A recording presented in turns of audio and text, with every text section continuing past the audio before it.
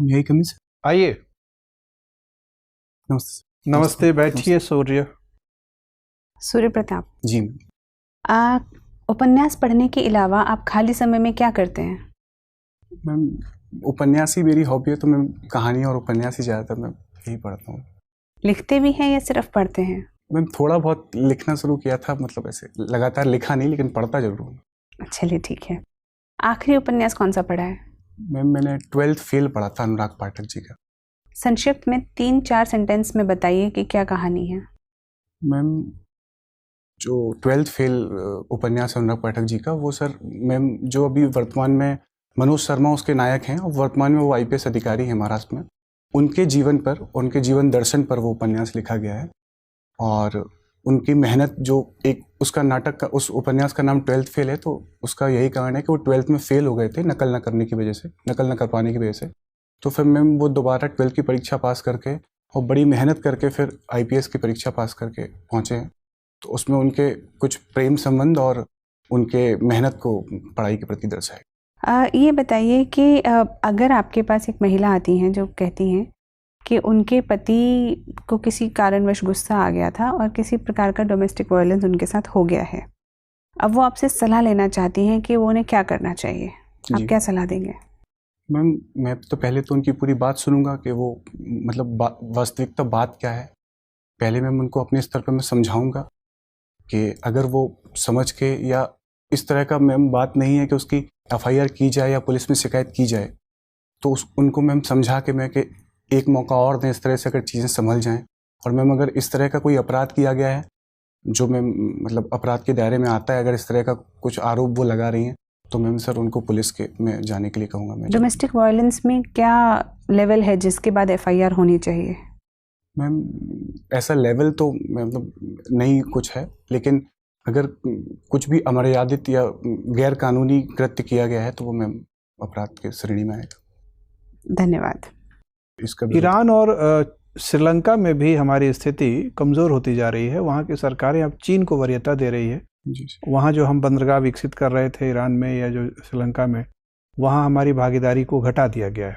जी sir. Brazil से भी जो संधि हुई थी कि वो वैक्सीन खरीदेंगे, वो वैक्सीन का कॉन्ट्रैक्ट भी कैंसिल कर दिया है। जी सर। फ्रांस ने भी एक न्यायाधीश के अध्यक्षता में जांच शुरू कर दी है राफेल डील पर। फ्रांस की एक और कोर्ट ने भारत सरकार के खिलाफ आदेश जारी करके उनकी संपत्ति जब्त करने की फैसले सुना दिए। ये सब अचानक जो अंतर्राष्ट्रीय जगत में हमारी संप्रभुता के ऊपर ये जो दबाव बढ़ता जा रहा है, चाहे वो हमारे पड़ोसी दोस्त हैं या सुदूर वाले हों, यूरोप हो या अफ्रीका हो या ब्राज़ील हो, क्या लगता है कि हमारी विदेश नीति इन सारी घटनाओं का पूर्वानुमान कर नहीं पा रही थी, या अंतर्राष्ट्रीय माहौल में कुछ ऐसा परिवर्तन आ गया है? सर, इसका मुख्य वजह कोरोना संकट रहा सर पूरे विश्व भर में। और सर कोरोना संकट के बाद मुख्यतः अमेरिका, भारत और जितने भी प्रमुख देश हैं सर, वो सब उबर नहीं पाए, लेकिन सर चीन का निर्यात लगातार बढ़ता गया और चीन सर अर्थव्यवस्था के रूप में उभर कर। लेकिन ब्राज़ील में कॉन्ट्रैक्ट कैंसिल हुआ, हमारे ऊपर भ्रष्टाचार के आरोप लग रहे हैं। जी कि हमारे देश की कंपनी ने वहाँ की सरकार को रिश्वत दिया। जी सर। राफेल डील पे प्रश्न उठ रहा है क्योंकि उसमें कमीशन का आरोप लग रहा है। जी सर।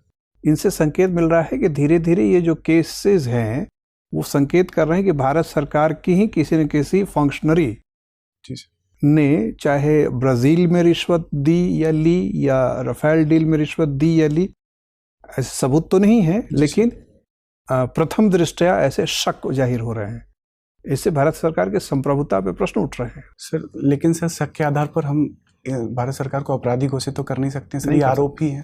तो उस वजह से सर हम अभी इस पर। लेकिन ये अचानक क्या अमेरिकी राजनीति में जो परिवर्तन आया है उसके कारण हो रहा है सर? ये एक संयोग है सर।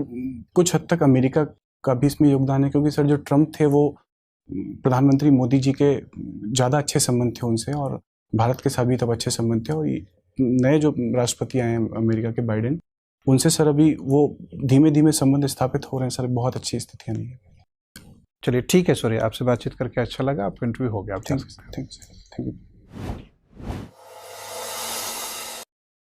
घरेलू हिंसा वाला जो विषय था विश्लेषणात्मक, उसमें एटीट्यूडनल टेस्ट हो रहा था कि हम सभी दुनिया में हर जगह हम एक पुरुषवादी पितृसत्तात्मक सामाजिक व्यवस्था में पैदा होते हैं और बढ़ते हैं। जी सर। तो अनचाहे ही हमारे मन का जो अनुकूलन होता है वह पुरुषसत्तात्मक हो जाता है, हम चाहें न चाहें।